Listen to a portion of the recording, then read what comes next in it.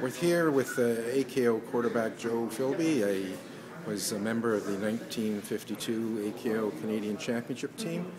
Joe, you guys are having a reunion this Saturday before the Hamilton-Fratman game. You got 12 guys coming back. Just talk a little bit about the excitement for you reuniting with old teammates.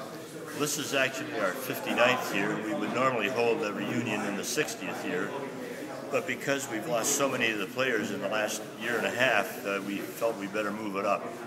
And out of the 36, we've lost 24 players. We've only got 12 back this year. And we're ready to go. And, I mean, if you had the equipment, we'd go out and play today. But probably not. Nobody would come to see the game. What was special about that 52 team that allowed you to win the fraternity's first Canadian championship? Well, we were a team. No matter what happened, we stuck together. We all worked hard with each other, for each other. And we had a great coach in Al Newman, who was probably one of the best coaches in Canada at that time. And we all believed in him. We all believed in what he was doing, and we all believed that when we followed what he was going to tell us to do, we would be successful. And we were. What are the most significant changes you've seen in the game from 52 to this edition of AKO? Well, 52, we played both ways. We didn't have special teams.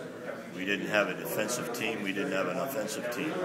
You played, once you got on the field, you played both ways. And today, you've got more specialists in the game, even at the young age some of these kids are, because they play one position. They learn that position inside out and backwards, and they become very proficient at it. Back in 52, you had to kind of improvise a lot because you were going offense and defense.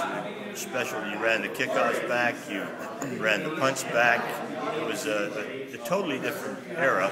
The rules were different. For instance, today, the coaches on the sideline can call the plays. Back then, it was a penalty. If the coach was caught calling plays, it was a penalty for it. So the game has improved a lot from when we played. Not only has the game improved, but the equipment has improved tremendously. Ted and I were just looking at some of the helmets over there, and we were still using leather helmets when I played, with no face mask. I mean, you didn't have a face mask. So it's a major, major difference in the game. You defeated the Edmonton Wildcats 15-12 in that 52 title game. What do you remember about that game that stands out the most? Well, I remember the winning pass. That was the key.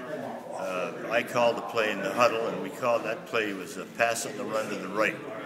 And I had told Bobby Dawson threw the pass, and I told him in the huddle, I said, try to throw it between the goalposts.